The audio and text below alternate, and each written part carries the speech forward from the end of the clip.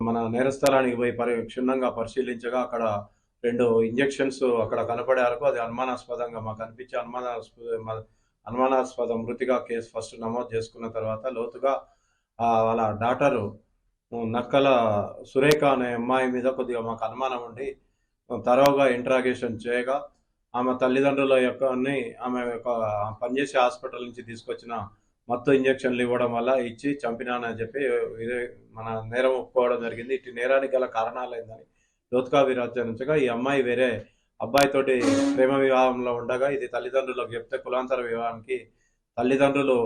ఒప్పుకోకపోగా 2-3 సార్లు చెప్పినా కానీ వినకుంటుండేందుకు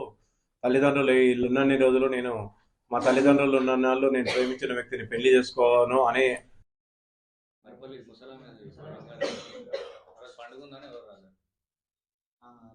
ఉపవాసాలు